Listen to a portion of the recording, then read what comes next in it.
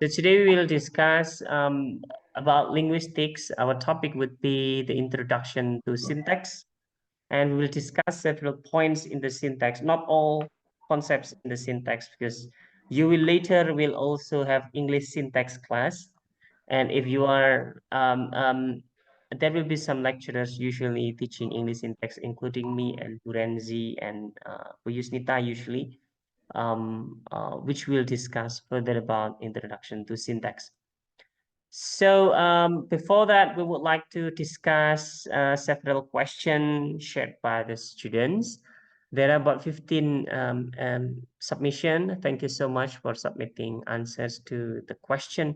And we will highlight a little bit just to refresh our memory about introduction to syntax, your memory of reading the chapter so syntax is a very interesting subject if you are really into linguistics, because this can serve as a bridge between smaller studies, study on phonetics, phonology, morphology, to something bigger. For example, the language use which is called pragmatics, as well as how language can be implemented in certain different areas. For example, language in media, language in education, and so on. So these are some discussions from the students about what is syntax. For example, some students discuss that syntax is the arrangement of words, rule or structure, and so on, which I really appreciate this points. So from these points, there are several which can be highlighted.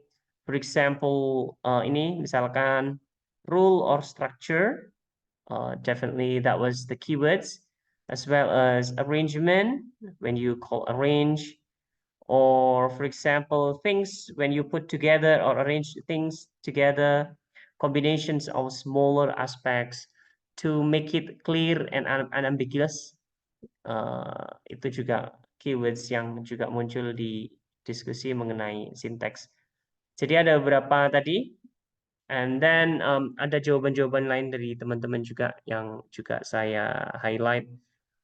Di situ misalkan, for example, how it can be shown to make something more make sense, avoiding ambiguity, terus kemudian arrangement, dan lain-lainnya. Keywordnya hampir selalu semuanya berulang-ulang. Ini bagian beberapa bagian ini. Dan semua ini apa saya anggap cocok semuanya, sesuai semuanya, dan itu cukup valid jawabannya teman-teman. Next is that pertanyaan yang kedua kaitannya dan semuanya menjawab bosnya syntax is important. Syntax is important because by learning syntax you will learn how language and words are arranged. Terus kemudian bagaimana message is arranged, and then how this arrangement help you to understand something better, especially with the sentence, terutama yang sentence. Kita nggak begitu banyak kalau kaitannya dengan word order atau word, tapi lebih banyak biasanya syntax itu membicarakan kalimat, karena kalimat itu gagasannya sudah lengkap. Seperti itu. Terus next, sebentar saya hapus dulu. Okay. So, ini perbedaan antara sintaks dan beberapa cabang yang lainnya, terutama yang di sini di highlight adalah fonologi, morfologi yang kita sudah diskusikan sebelumnya. I do agree with some of your answers. For example, when you are stating that basically, as long as you understand that syntax relate to the structure, while other subjects relate to smaller than sentence structure, could be, for example, morpheme, word. Kalau morphology berkaitannya dengan words. Kalau phonology berkaitan dengan sounds atau phonemes, maka Anda sudah mendapatkan distinction yang sudah jelas terkait bagaimana sintak tersebut. Pada prinsipnya sinteks itu merupakan kajian yang lebih kompleks daripada phonology and morphology. Nanti teman-teman akan mendapatkan semester ini akan mendapatkan phonology. Next semester you will learn more about morphology, and then after that you will learn more about syntax, specifically learning syntax.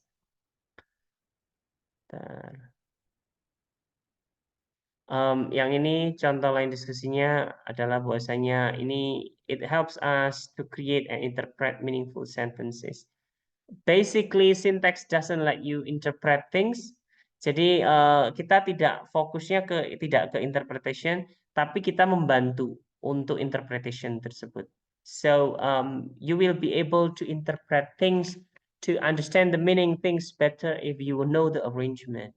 For example, which arrangement is justifiable. For example, misalkan seperti kalimat I love you, that would be justifiable in English. But then if you follow, for example, Japanese words, Japanese sentences, language, kalau di Japanese, bahasa Jepang itu kan subjek, diikuti objek, baru verb. So instead of I love you, you would, for example, if you use English, you would say that you love, something like that. Cuman arrangementnya, strukturnya tentunya berbeda. Tentunya bahasa Jepang juga bisa membuat subjek verb objek, tapi arrangement umumnya adalah subjek objek verb. Atau seperti bahasa Arab, maka arrangement konstruksi umumnya yang paling umum adalah verb, diikuti subjek, diikuti objek.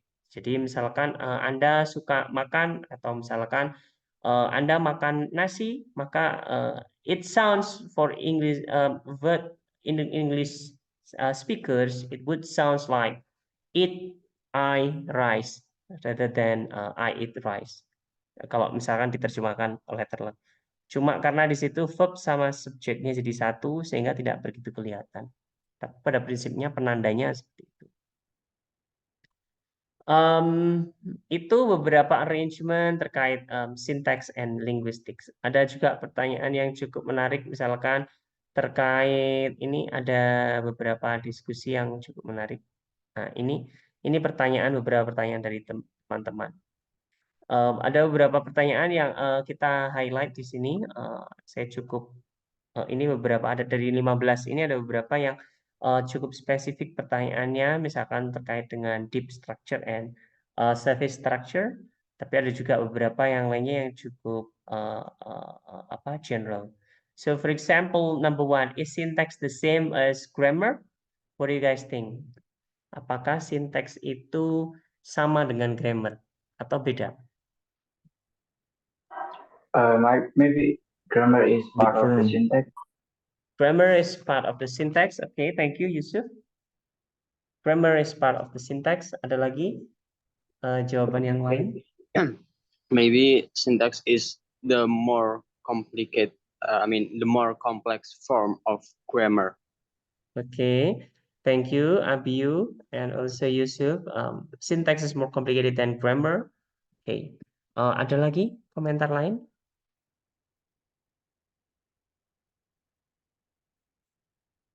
You already learned grammar in the first semester and this semester as well, I think.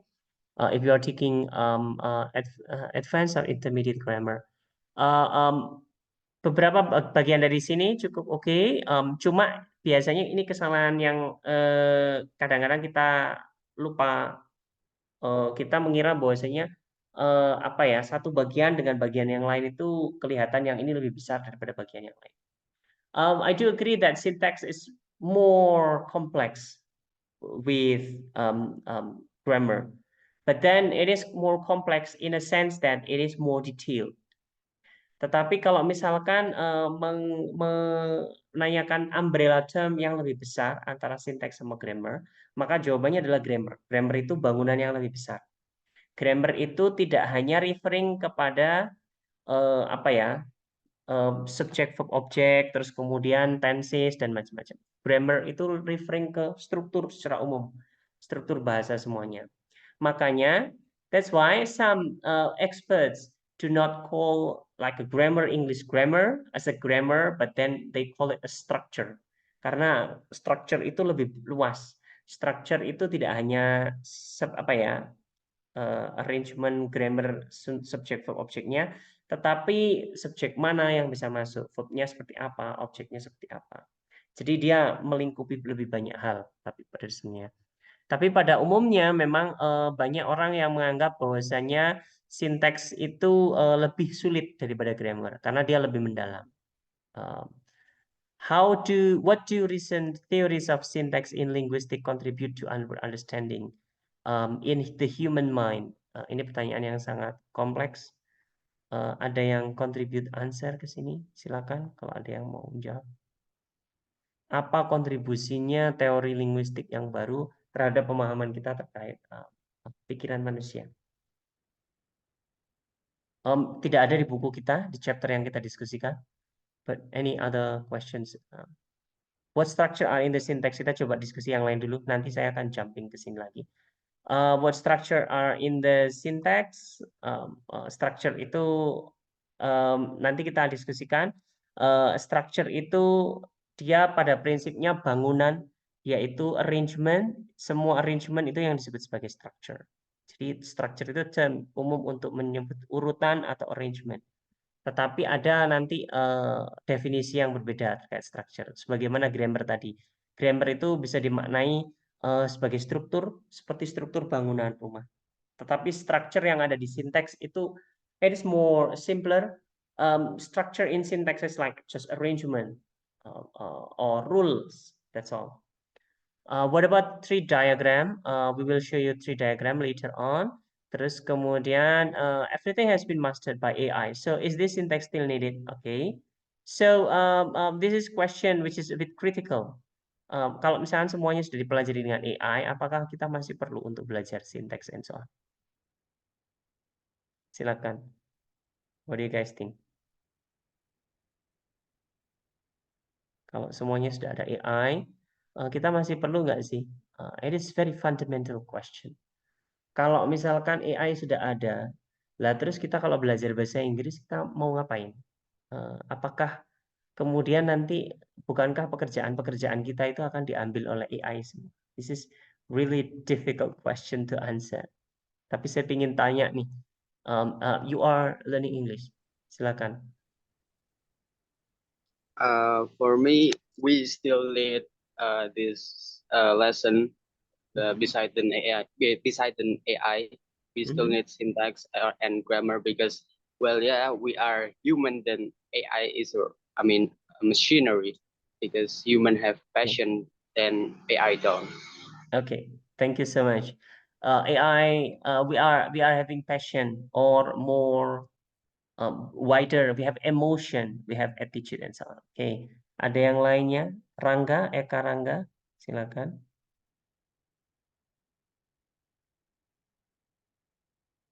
Eka Rangga. Anindya Faulina. Oh ya, silakan Eka. My answer is quite similar with Hamza because besides of learning AI, we also need to learn syntax by ourselves to improve our quality in English.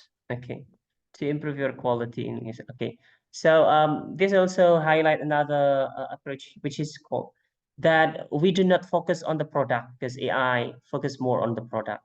We train our skills. The difference between why we still need to learn or to study these kind of things, because you need to train your skills. Your focus is not on the product produced by certain tools, but more on the skill and knowledge. So in case where you do not have those AI things, for example, you can still rely on your skills. So I appreciate answers given by the students.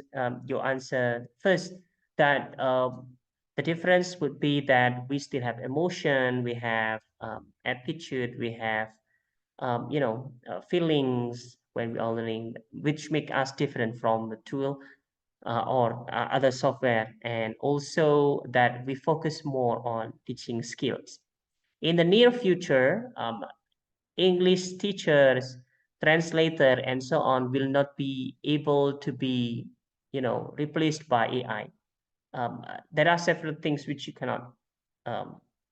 So, for example, AI definitely can teach you better, probably better than most of your lecturers. But then they cannot see your emotion. They cannot see whether you have problems at home, whether you are feeling bored with the class and so on. But your teacher can do that. They can see it because they have emotion.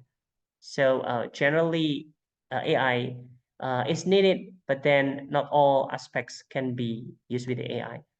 Definitely, AI can create things, create language, or create recipes, and so on. But then you might question about how this can be tasted, this can be filled with our human mind. Okay, what is the role of syntax? Nanti ada jawabannya. Other language have syntax. Do other language have syntax in addition to English? Silakan, Cindy. Apakah bahasa lain punya sinteks atau hanya bahasa Inggris saja? I think all language have their own syntax because yeah, when we talk, we need a rule or structure so that people can understand the pattern that we are talking. Okay, good. Thank you. The pattern, the key would be the pattern. All languages have one universal syntax model, but then this universal syntax model can be split into different languages because of different patterns between those languages. So the simplest rule would be, for example, universal rule would be sentence should consist of sentence, verb, subject plus verb, and also additional things, object, and so on. You cannot create a sentence with just subject only, except if you are answering, for example, question, who do this? Amri, for example, who do that? Nabila, and so on. That was one word subject, but then it is related with the other words. If you do not have that one, your message is not complete. Every other language have universal rules, but then there will be also some specific rules to catch the pattern in that particular language. Thank you, Cindy. Every other languages also have their own specific syntax, but then there is one universal syntax rules, and we will learn some basic. Does structural ambiguity is the same like figurative or of speech? Figurative of speech itu seperti majas, gaya bahasa, majas macam itu. Syntactic or structural ambiguity, or you call it syntactic ambiguity, is a bit different to this figurative language. Syntactic ambiguity just refers to the order.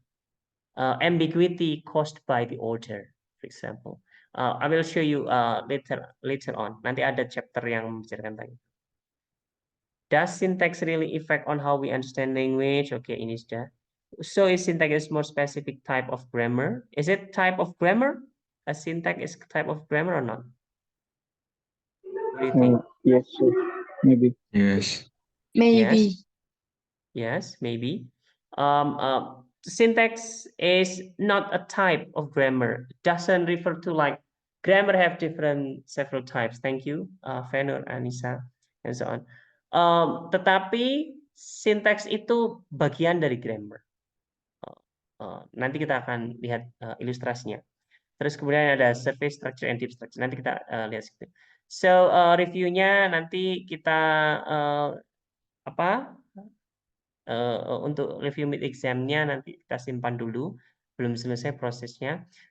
Just brief review on the morphology. Morphem itu words can be lexical, punya fungsi tertentu, ataupun can be functional. Words also can be divided into free and bound morphem. With the bound itu tambahan, free morphem itu yang intinya.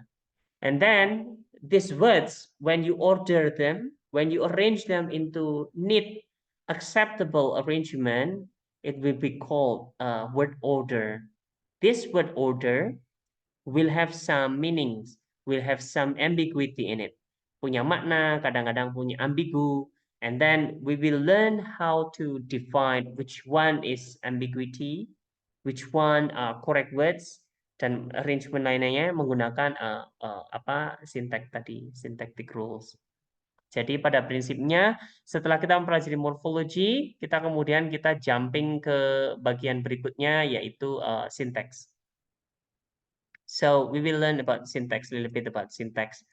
Ini ada agak loncat sedikit. Tapi kita akan sedikit tentang definition, introductory syntax, generative grammar, terus kemudian structural ambiguity, and then as well as syntactic analysis-nya.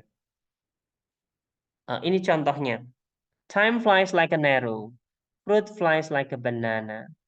Kalau menurut grammar, kalimat ini struktur bahasa Inggris, kalimat ini benar atau enggak? Kalau menurut Benar. grammar. Oke.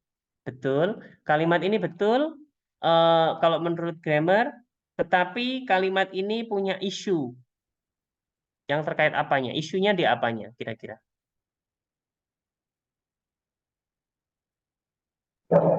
The meaning, sir. Oke. Maknanya yang mungkin ada isunya, misalnya time flies like an arrow, itu sudah benar. Waktu terbang seperti panah. Tetapi buah terbang seperti pisang, ini merupakan sesuatu yang agak membingungkan. Secara struktur dia benar, subjeknya tunggal, verbnya tunggal, terus kemudian secara struktur sudah benar, tapi secara maknanya dia salah. Nah, kita ingin melihat bagaimana struktur semacam ini. Nanti kalau misalkan gaya bahasa, misalkan Anda yang bagian depan, time flies like an arrow, ini merupakan gaya bahasa metafor. Jadi Anda punya metafor di sini, metafornya ditujukan bahwasanya ini waktu itu disamakan dengan arrow. Tetapi yang bagian di sini, dia maknanya itu kelihatannya oke, strukturnya oke, tetapi secara maksud dia salah. Karena buah tidak bisa terbang, ini dia tidak bisa terbang dan kemudian terbang seperti buah, satu jenis buah yang spesifik lainnya. Maka ini yang tidak pas di sini. Nah, hal-hal semacam ini yang kemudian kita membutuhkan bantuan sinteks untuk mendiskusikan bagaimana agar ini itu bisa dibenarkan atau ini dikoreksi sehingga menjadi satu yang benar. Definisi sinteks tadi Anda sudah menyampaikan dan ini cukup penting. Terus kemudian bagian-bagiannya lainnya terkait yang tadi pertanyaannya kita. So, grammar itu kombinasi terkait bagaimana komponen kata ataupun suara atau bunyi, depending on which forms, outcomes you use. Kalau spoken berarti dia lebih ke bunyi, kalau misalkan written berarti dia lebih ke tulisan, writing. Terus ketika mereka diramu menjadi satu, itu dan memiliki makna yang spesifik, itu yang bisa disebut sebagai grammar. Jadi kombinasi morfologi dan fonologi, dia kemudian ada struktur dari hal itu, morfologi dan fonologinya digabungkan menjadi satu, dan dia memiliki makna semantik yang spesifik, makna spesifik, maka dia kemudian yang disebut sebagai grammar. Jadi ilustrasinya seperti ini. Sinteks itu bagian dari grammar, tetapi sinteks itu kaitannya dengan struktur-strukturnya. Misalkan rumah, maka dia itu merupakan bukan komponen masing-masing, tapi pengikat antara struktur satu dengan lainnya. Jadi bagaimana caranya agar genteng Anda menempel dengan tembok, terus kemudian temboknya merekat satu sama lain, tembok depan, belakang, kanan, kiri itu kemudian menjadi satu, itu digabungkan oleh sinteks itu tadi. Sinteks bagian dari grammar, terus kemudian dia bertanggung jawab untuk membantu penutur untuk agar statementnya itu bisa dipahami orang, statementnya spesifik dan jelas, tidak ambigu dan macam-macam. Anda boleh saja kalau misalkan metafora, Anda boleh menggunakan metafor yang berbeda. Misalkan saya cinta pada kamu karena kamu itu cantik seperti rembulan, boleh. Anda mengganti dengan yang kata-kata yang lain juga boleh, misalkan karena kamu itu cantik seperti misalkan apa kayak gitu, misalkan bunga apa kayak gitu, atau misalkan lainnya misalkan Kamu cantik seperti bunga Bank Mandiri misalkan seperti itu. Nah, bisa saja, tetapi kadang-kadang sense-nya jadi kemudian off. Which one is off, which one is on.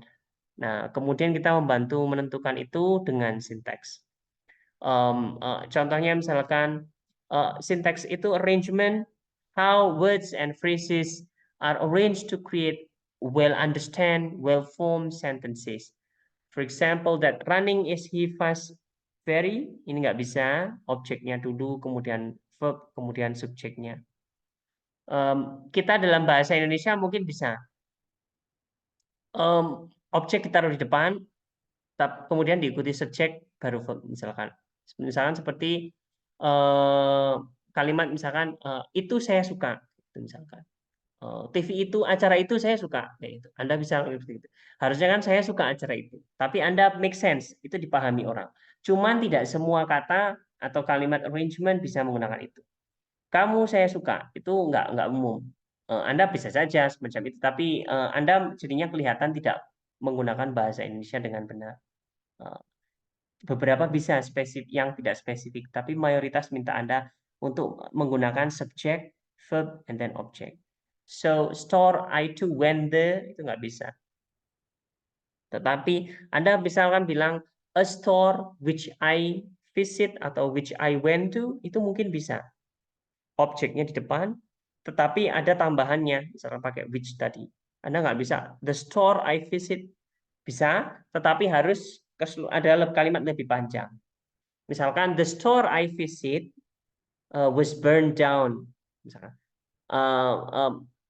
toko yang saya kunjungi kemarin, sorry, kan nggak ada waktunya. Toko yang saya kunjungi kemarin terbakar. Jadi misalkan seperti itu. Itu bisa digunakan, misalkan saya tulis di sini, the store I visited was burned down. Anda bisa menggunakan ini, tetapi itu bukan merupakan objek dari yang depannya ini. The store di sini harusnya sebenarnya ada which I visit bla bla bla bla. Keseluruhan bagian ini dia menjadi subjeknya. Ini subjeknya. Verbnya was burned down ini tadi. Jadi pada prinsipnya mereka ini tidak satu bagian spesifik, tapi itu merupakan bagian, dia harus merupakan bagian dari yang lebih panjang. Jadi seperti itu. Next, contoh lainnya mungkin bisa ada banyak, misalkan watching West Side Movie dan seterusnya. Kalau Anda tidak syntactic arrangement Anda tidak pas, maka biasanya orang akan menganggap Anda sebagai orang yang incompetent ketika berbicara. Sehingga sintaktik itu pentingnya adalah satu, kita bisa memahami strukturnya kalimat atau bahasa secara benar. Dan yang kedua, ini tadi, agar Anda lebih comprehensible, you are understood by your hearer. My father didn't used to drive as a teenager. Mine too, but he got used to it after college. Anda bisa melihat bahwasanya didn't used to, kemudian berubah menjadi used to, he got used to, semacam ini karena arrangement itu tadi meminta orang untuk mengubah strukturnya, misalkan. So basically, syntax referring to putting them together in arrangement. Tetapi yang kita diskusikan secara umum adalah sinteks itu sebagai rules untuk menciptakan kalimat. Jadi kita yang menciptakan kalimat bagaimana agar tidak hanya menggunakan kalimat yang sama, tapi menciptakan kalimat baru. Mungkin Anda sepanjang umur belum pernah menggunakan kata, misalkan ya, belum pernah ngomong menggunakan kata Tesla, misalkan, atau kata lain yang apa ya, sangat lama atau sangat jarang Anda gunakan, misalkan mungkin lainnya, mungkin sering Anda misalkan menggunakan kata-kata nama buah, nama orang, dan macam-macam. Tetapi ketika Anda menggunakan satu struktur baru yang kemudian ada merek yang kemudian namanya itu apa ya, misalkan di sini ada kata yang Anda mungkin nggak pernah menggunakan. Saya asal random saja, misal ada kata Matatabi Shukaku. Itu nama monster di Naruto misalkan. Mungkin Anda nggak pernah menggunakan kata itu. Tetapi Anda bisa arrange these words into sentences if you already know or if you already understand the underlying rule of this one. Jadi rule-nya itu adalah all and only, bahwasanya ada beberapa rule syntax yang dia itu mengcover semua, tetapi ada juga yang spesifik. Nah, ini teori yang terbaru. Kalau tadi ada pertanyaan terkait teori apa sih yang paling baru di sinteks yang berhubungan dengan human mind, salah satunya adalah generative theory, generative grammar, terus kemudian juga dikenal sebagai universal grammar, ataupun yang ini universal grammar yang UUG, yang sekarang ini dikenal. Ini digagas diantaranya oleh Noam Chomsky, and then dikembangkan mulai tahun 1950-an 54 atau 1964 mungkin, saya agak lupa. Dan sampai sekarang yang terakhir itu ada tahun 2012 kalau nggak salah, versi terakhirnya. Jadi over time, intinya generative grammar itu adalah rule di mana dengan set atau rule umum kita bisa menciptakan berbagai kalimat-kalimat will form structure and so on. Jadi kita minimal tahu rule-nya dulu, subject plus verb plus object. Subjeknya harus subjek yang animate, bukan subjek yang inanimate, semacam itu. Jadi misalkan saya makan roti, benar. Tetapi kemudian Anda ganti dengan printer, printer makan roti, ini cenderung orang akan bertanya terkait maksud Anda seperti apa. Kecuali Anda membicarakan konteks yang very specific context. For example, you see that there is, poltergeist phenomenon, or for example, it's a robot, a printer, a robot printer, a printer robot which eats, bread and so on. So can be something like that. But then generally subjek biasanya dibutuhkan untuk kalimat semacam itu karena verbnya itu bentuknya makan, maka dia butuh yang subjeknya animate. Apakah tidak bisa subjek inanimate? Bisa nggak sih subjek inanimate? Subjeknya yang nggak hidup. Subjek yang tidak hidup bisa nggak? Nailun? What do you think? Kita bisa nggak bikin kalimat dengan subjek yang tidak hidup?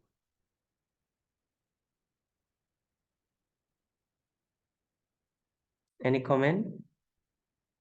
Anindya, Paulina?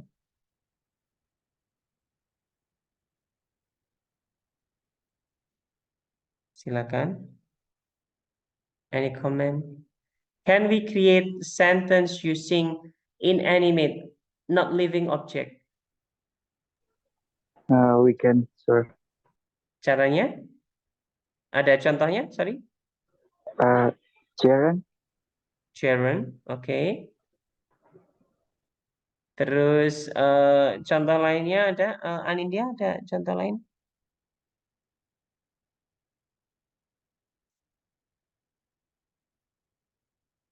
Aurelia Nabila?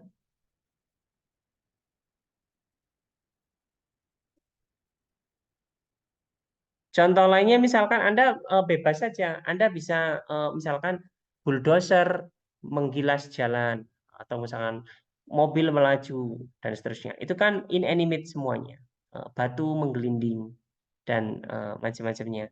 Tetapi butuh konteks yang sangat spesifik. Tidak semua konteks bisa. Jadi misalkan ya, kalimatnya adalah sholat kayak gitu, misalkan si A sholat atau si A puasa boleh. Tetapi kemudian TV puasa, meja puasa dan seterusnya. Konteksnya harus spesifik. Kalau misalkan tidak, biasanya dia nggak memungkinkan untuk konteks semacam itu. Structural ambiguity. Tadi ada pertanyaan, apakah syntactic ambiguity atau structural ambiguity itu dia mengubah makna ataupun seperti yang lainnya seperti apa? So in general, there are 4 types of ambiguity. Sebentar, ini hanya saya ini yang agak bermasalah.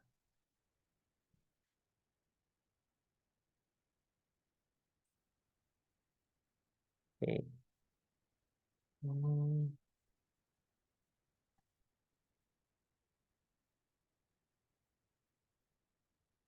Alright.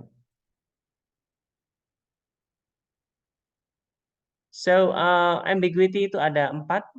Ada phonetic ambiguity, lexical ambiguity, syntactic ambiguity, sama pragmatic ambiguity. Sesuai tulisannya ataupun sesuai bahasanya di sini, phonetic ambiguity refer to phone atau phonem.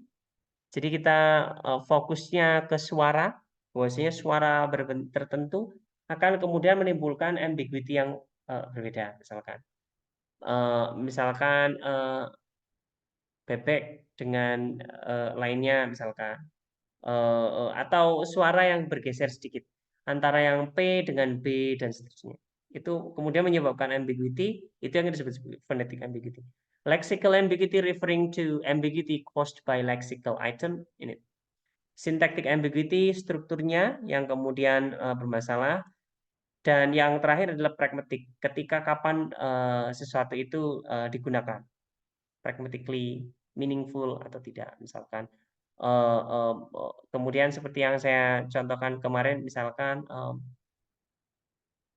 kalau yang pragmatic, misalkan bahwasanya bagaimana kata tersebut digunakan di situ, misalkan pilihan kata, tetapi dia maknanya itu kemudian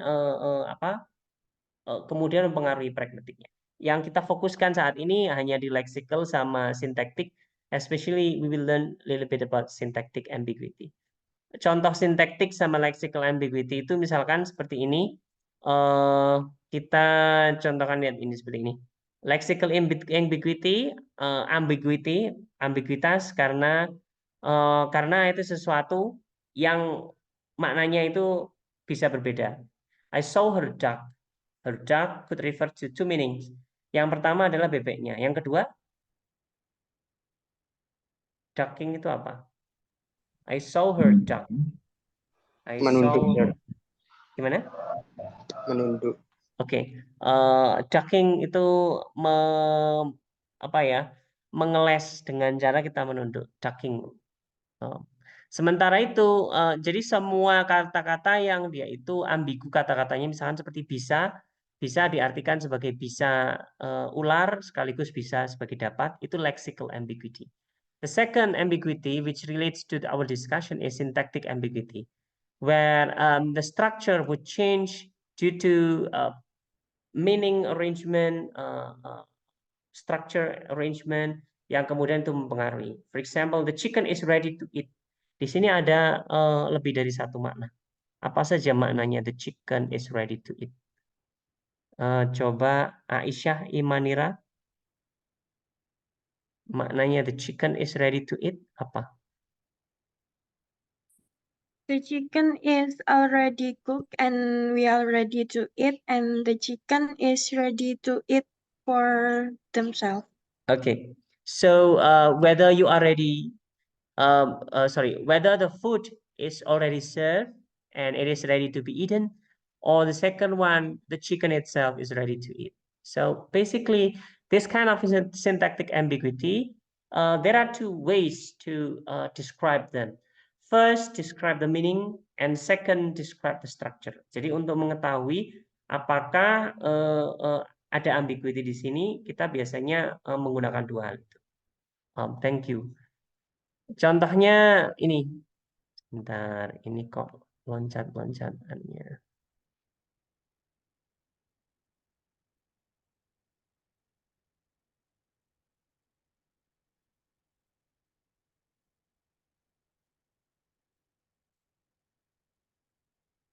Okay. So, for example, this sentence is hampir sama dengan yang di atas tadi. Contoh-contoh di sini. I saw someone with a telescope. Could have like two meanings. Saya melihat seseorang dengan menggunakan teleskop, atau saya melihat seseorang yang bawa teleskop, dan seterusnya.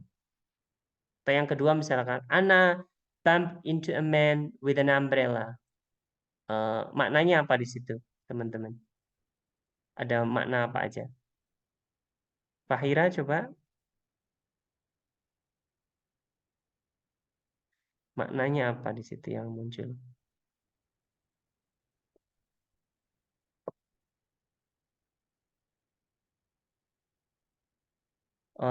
Widya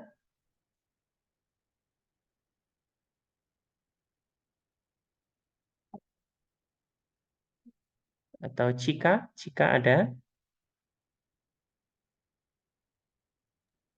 I can treasure. Yes, please, Bayu. Which one? Anna bump into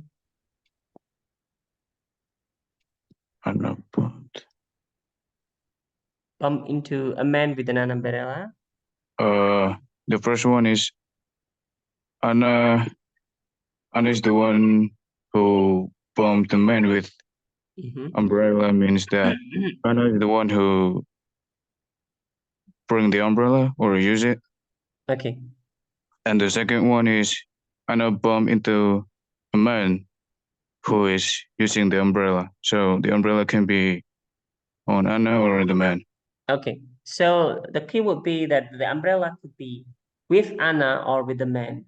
Atau yang ketiga misalkan small boys and girls are playing hide and seek. Artinya bisa jadi small boys and girls semuanya small atau small boys saja plus girls, big girls are playing hide and seek. Jadi maknanya bisa jadi berbeda. Tentunya kita bisa memperkirakan apa ya?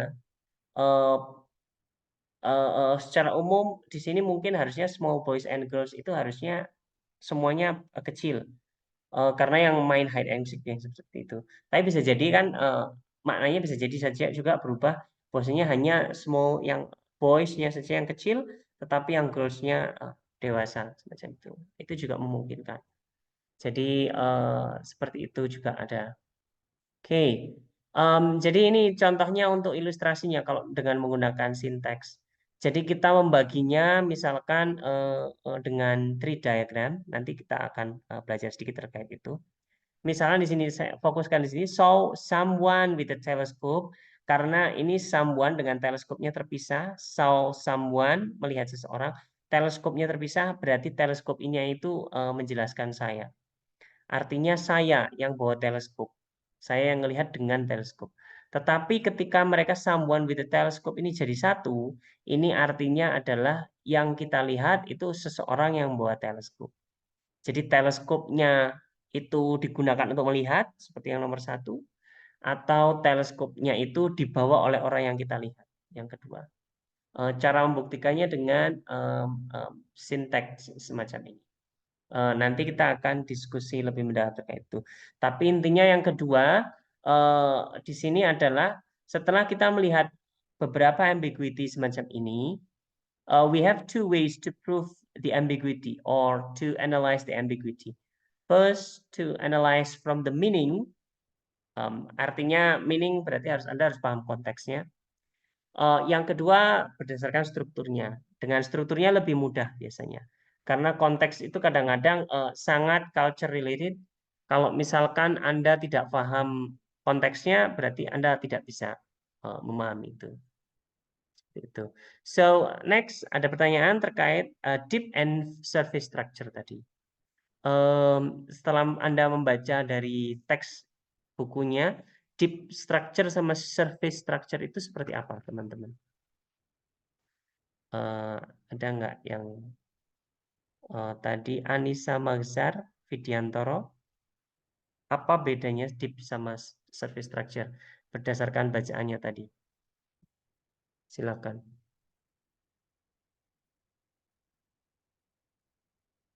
Anissa ada?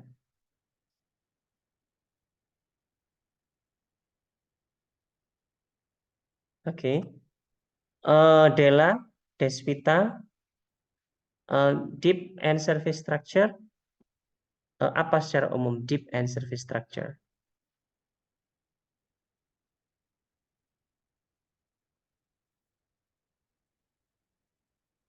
Della ada? Tidak ada. Can Dina I Ayu? answer, sir? Dina Ayu? Ya, silakan Abi. Deep structure maybe refers to ideas or concept, while surface structure refers to language we use to represent the deep structure. Oke. Thank you so much. Betul sekali yang disampaikan oleh Abi. Deep sama surface structure itu referring to two structures, arrangement ataupun urutan-urutan tadi. Yang surface structure itu yang tertulis. Sentence-nya, bagaimana bentuk fisik dari sentence tersebut atau perkataannya atau statement-nya. While deep structure is more like abstract konsepnya, makna abstraknya. Jadi ini tadi kalimat semacam ini, I saw someone on a bump and so on, ini kan ada dua. Yang kita tulis, yang explicitly stated di sini itu merupakan surface structure. While deep structure refer to the meaning or something aspects which is in the sentence itself. Jadi itu secara umum surface structure itu bentuknya saja, bagaimana tulisannya, individual sentence-nya seperti apa. Sementara deep structure kita singkat sebagai DS biasanya, itu merupakan abstract levelnya. Organization tersebut levelnya seperti apa, terus secara umum seperti apa. Nah, dari ini tadi, deep structure-nya, ini tulisannya surface structure, sementara makna yang dimaksud itu merupakan deep structure-nya. Nah, deep structure dan surface structure ini ada hubungannya. Hubungannya diantaranya adalah ini, satu, bahwasanya deep structure itu bisa direpresentasikan oleh sentence yang berbeda, atau sebaliknya, satu surface structure, satu kalimat itu memiliki makna yang berbeda. Anggap aja kalau misalkan Anda ingin gampangnya, surface structure itu tulisannya bagaimana, deep structure itu maknanya seperti apa. Jadi hubungannya akan ada dua. Satu, tulisannya bisa jadi satu, maknanya dua. Atau yang kedua, satu makna tapi cara menyampaikannya bisa berbeda. Seperti itu. Jadi satu DS, satu deep structure bisa jadi structure-nya, surface-nya, tulisannya bisa berbeda. Atau sebaliknya, satu tulisan bisa jadi punya dua makna. Itu tadi. Contohnya misalkan seperti ini. Bagaimana satu makna dipresentasikan secara berbeda. Charlie broke the window sama the window was broken by Charlie. Ini kedua-duanya mempunyai makna, intinya Charlie memecahkan jendela. Jadi surface structure-nya, kalimatnya, statement tulisnya bisa beda. Tetapi deep structure-nya, maknanya yang diharapkan itu hanya satu. Yaitu bahwasanya ada informasinya adalah ada Charlie memecahkan jendela dan seterusnya. Seperti itu. Semua kalimat pada prinsipnya bisa jadi semacam itu. Bisa jadi caranya dengan kalimat aktif pasif ataupun kalimat diubah kalimat pertanyaan, kalimat perintah kayak gitu dan seterusnya. Pertanyaan misalkan seperti ini.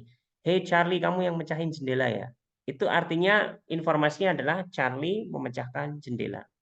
Walaupun belum dikonfirmasi di situ. Tapi intinya seperti itu. Satu makna bisa jadi dimunculkan oleh berbagai statement. Hey Charlie, kamu yang memecahkan jendela kan? Satu. Charlie memecahkan jendela. Dua. Tiga. Apa misalkan jendela dipecahkan oleh Charlie. Empat, misalkan dia bilang Charlie yang memecahkan jendela. Dan seterusnya. Semua kalimat yang berbeda-beda, maknanya tetap sama, intinya Charlie memecahkan jendela. Seperti itu. Itu yang hubungan yang pertama.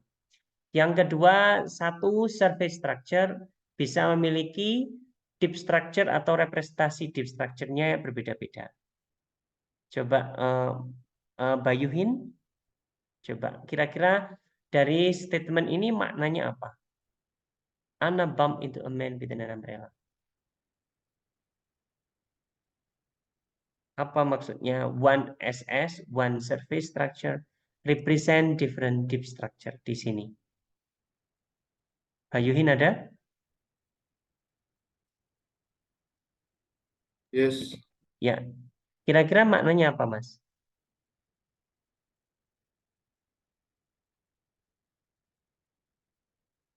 Silakan. Cindy ada?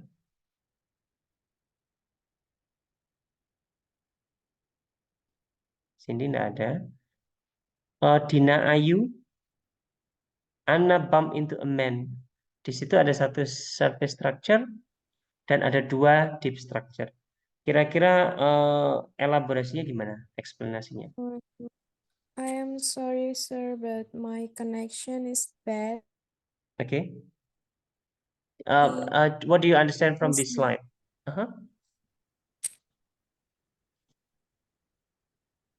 Which one, sir? This one in the slides. Anna bumped into a man with a telescope. I am sorry, menurut- sir. I can answer. Okay. Okay. Gemma, Is that I'm sorry. Gemma, ada Yes, sir. komentar? What do you think about this sentence? How the representation of this one SS is manifested in this example? I think SS1 is a sentence that have different perspective from other people. So any people can have different meaning about the sentence. Just like the sentence number 1 on the S, Anna had an umbrella and she bumped into a man with it. And Okay. second, Anna bumped into a man and the man happened to be carrying an umbrella. Okay. So they have different. What is the difference between the S1 and the S2? The S1 is explained that Anna had an umbrella and she bumped into a man with that umbrella. But the Okay. second one is Anna bumped into a man and that man is carrying an umbrella. Okay. Okay. So the one holding umbrella is Anna in the first DS, or it could be the man in the second DS. Jadi pada prinsipnya seperti itu. I saw someone with a telescope, sama juga dengan yang itu tadi.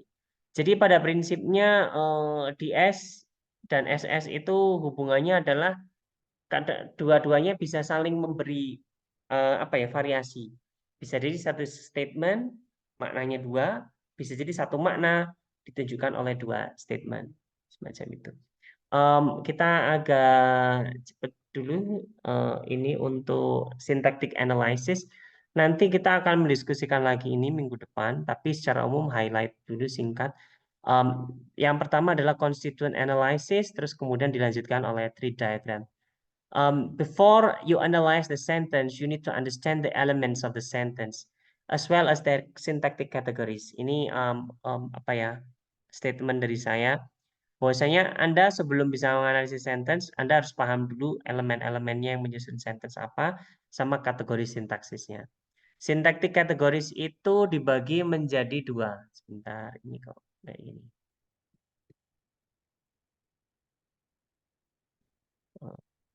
Mana tadi?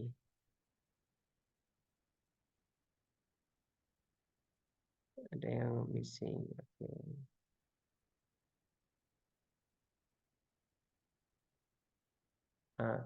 Syntactic categories itu dibagi menjadi dua. Ada yang disebut sebagai lexical categories. Tadi saya singgung singkat di morphology tadi, review morphology, ada lexical categories, yaitu berkaitan dengan leksisnya, berkaitan dengan katanya, atau yang kedua sebagai phrasalnya, sebagai fungsi umumnya. Ya, lexical categories referring ke kata itu part of speech-nya. Noun, verb, preposition, adjective, adverb, and so on.